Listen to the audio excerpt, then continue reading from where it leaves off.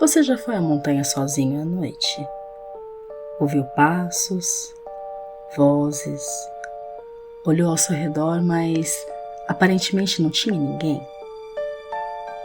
Talvez tenha sido ela, a Senhora da Floresta, Yamamba.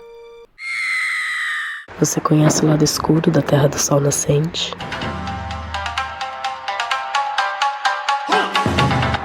Pois eu vou te mostrar.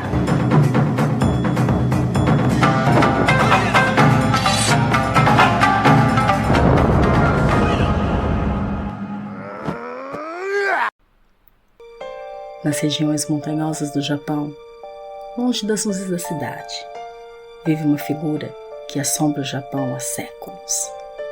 A chamam de Yamamba, a velha das montanhas. Antigamente, as pessoas evitavam certas trilhas, pois todos a temiam.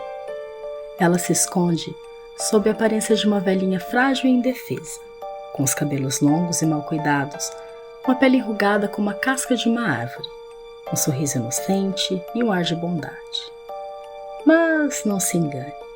Na verdade, ela domina a feitiçaria e, com feitiços já esquecidos e gestos milenares, consegue manipular o clima, invocar ilusões e paralisar a sua vítima com apenas um olhar. A cada geração, novas histórias surgem, mas os detalhes, os detalhes, permanecem sempre os mesmos. Dizem que ela perambula por trilhas esquecidas, observa viajantes cansados, perdidos ou simplesmente tolos. Então, oferece ajuda e os convida para sua morada oculta, uma cabana de palha que só aparece para quem ela escolhe. Então, com uma voz frágil e serena, oferece abrigo, comida, deixando a pessoa confortável, o que não é difícil, pois ela é uma excelente anfitriã.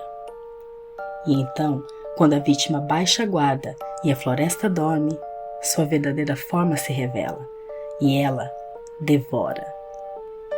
Várias pessoas desapareceram após seguir uma voz que os chamavam na floresta. Já outras foram encontradas em pedaços. Pois ela não se alimenta só do corpo, mas também do medo das vítimas.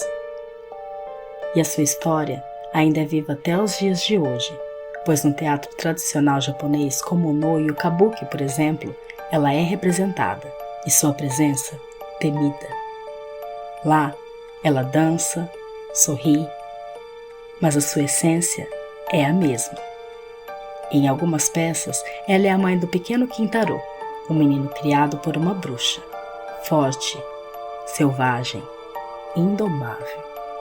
E em várias regiões montanhosas, os moradores ainda deixam na beira da montanha oferendas para agradá-la e saciar sua fome, talvez na esperança de serem poupados.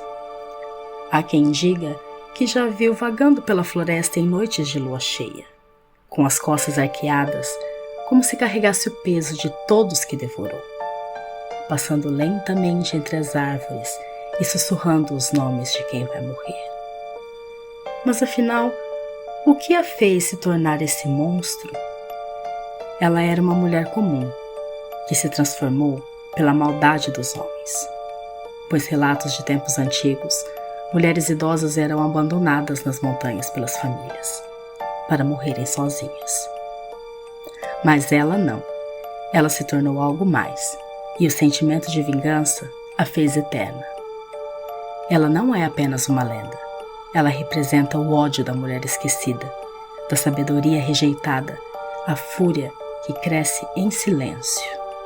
Então, se um dia você se perder na floresta e uma senhora simpática vier te oferecer comida, abrigo, sorria, agradeça e corra, porque a floresta tem olhos e ela tem fome. Mas agora eu preciso ir, então te conto no nosso próximo chá, à meia-noite. Sayonara.